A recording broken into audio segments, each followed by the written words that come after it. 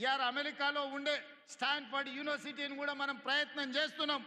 మన తెలంగాణలో ఉండే విద్యార్థులకు శిక్షణ ఇవ్వడానికి ఒక ఎంఓయూ చేయాలని ఇవాళ ప్రయత్నం చేస్తున్నాం.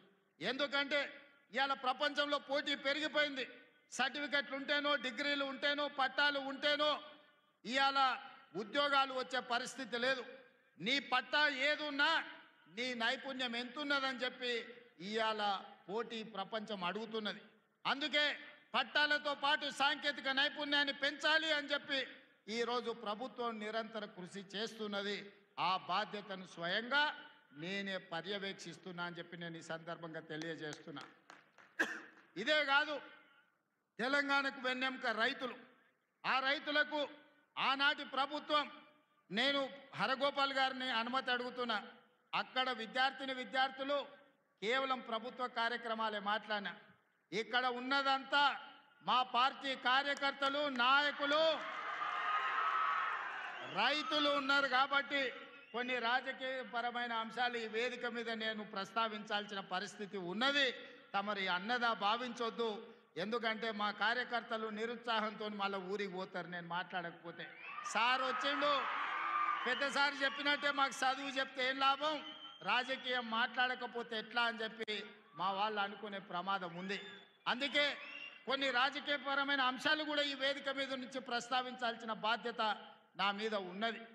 ఆయన ఆనాడు 70,000 కోట్లతోని 2014 జూన్ 2 నాడు మనం రాష్ట్రాన్ని వారికి అప్పచెప్తే 16,000 కోట్ల రూపాయల మిగులు బడ్జెట్తోని ధనిక రాష్ట్రంగా వారికి అప్పచెప్తే 10 ఏళ్ళు తిరిగే లోపల 7 లక్షల కోట్ల రూపాయల అప్పులు చేసి ధనిక రాష్ట్రాన్ని దివాలా రాష్ట్రంగా చేసి చివరికి రైతు బంధు పథకాన్ని కూడా ఇవ్వకుండా ఎన్నికలను అడ్డం పెట్టుకొని పారిపోతే నేను ముఖ్యమంత్రిగా బాధ్యత చేపట్టిన ఎంబడే ఆయన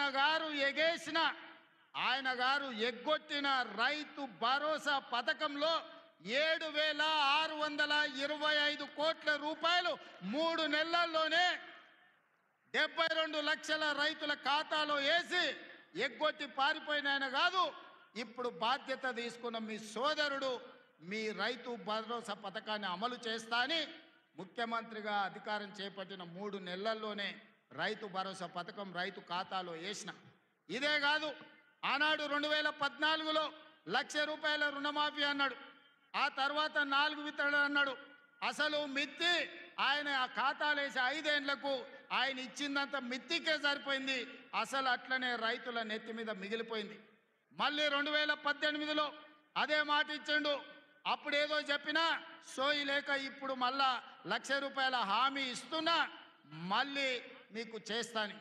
అధికారంలోకి వచ్చిన ఎంబడే మళ్ళా పాడిందే పాడరా పాసుపండ్ల దాసరి అన్నట్టు మళ్ళీ 4 విడతలు అన్నాడు, నట్టేట ముంచిండు.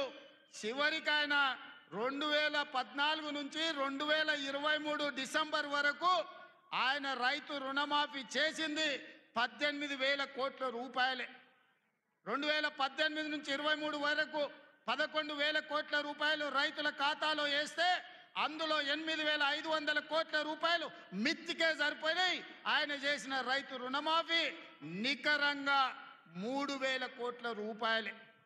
కానీ మీ సోదరుడిగా, మీ బిడ్డగా, పాలమూరు బిడ్డగా, నల్లమల్ల అడవులో నుంచి వచ్చిన నేను ఒక రైతు బిడ్డగా 2 లక్షల రూపాయల రైతు రుణమాఫీ చేస్తా అని సరిగ్గా 60 రోజుల్లో 25,50,000 మంది రైతులకు 21,000 కోట్ల రూపాయలు 2 లక్షలు రుణమాఫీ చేసి ఇచ్చిన మాట నిలబెట్టుకొని మాట తప్పని మడమ తిప్పని పార్టీగా ఈరోజు 25,50,000 మంది రైతులకు 21,000 కోట్ల రూపాయల రైతు రుణమాఫీ చేసినాం. ఇవాళ రైతు రుణమాఫీ చేయలేదంటున్నాడు.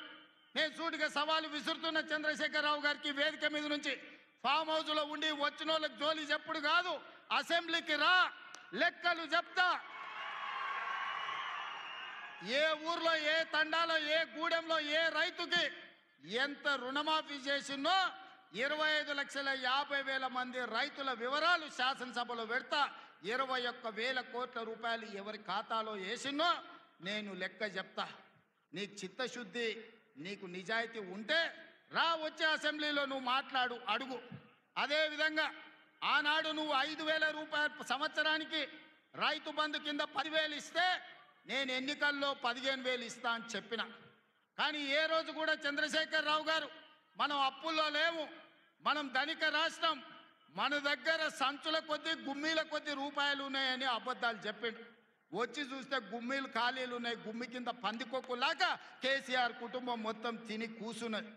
అయినా అధైర్యపడకుండా 15,000 బదులు ఆనాడు నువ్వు ఇచ్చిన 10,000 ఎగ్గొట్టిన 10,000 కాకుండా ఇవాళ 12,000 రూపాయలు సంవత్సరానికి రైతులకు ఇవ్వాలని రైతు భరోసా కార్యక్రమాన్ని జనవరి 26 తారీఖు నాడు ప్రారంభించుకున్నాం. మార్చి 31 లోపల ప్రతి ఎకరాకు వ్యవసాయ యోగ్యమైన భూమికి ఎకరాకు 6,000 చొప్పున మీ ఖాతాలో వేసే పూచి నాది అని నేను ఈ వేదిక మీద నుంచి చెప్పదలుచుకున్నా. ఆయన అంటుండు ఎగ్గొడతారని. నేను నీలాక మాట చెప్పి ఎగ్గొట్టేటోని కాదు. దళితులకు 3 ఎకరాలని ఎగ్గొట్టినావు, దళిత ముఖ్యమంత్రి అని ఎగ్గొట్టినావు, డబల్ బెడ్రూమ్ ఇండ్లు అని ఎగ్గొట్టినావు. ఇట్లా చెప్పుకుంటూ వెళ్తే 100 మాటలు ఇచ్చి ఎగ్గొట్టిన చరిత్ర నీది, పంగనామాలు పెట్టిన చరిత్ర నీది. చంద్రశేఖర్ రావు 10 ఏళ్ళు పరిపాలన చేసి ప్రజల దగ్గరకు పోతే డిసెంబర్లో అధికారం కోల్పోయినావు, జూన్లో డిపాజిట్లు కోల్పోయినావు పార్లమెంట్లో. ఇప్పుడు మెదడు కూడా కోల్పోయినట్టే ఉన్నాడు ఆయన పెద్ద మంచి ఫామ్ హౌస్లో పండుకొని. డిసెంబర్లో ఆయన అన్నీ చెప్పిండు. ఆయన గుడీలు దర్గాలకు దస్తీలు కప్పిండు, గుడీలకు పోయి దండాలు పెట్టిండు.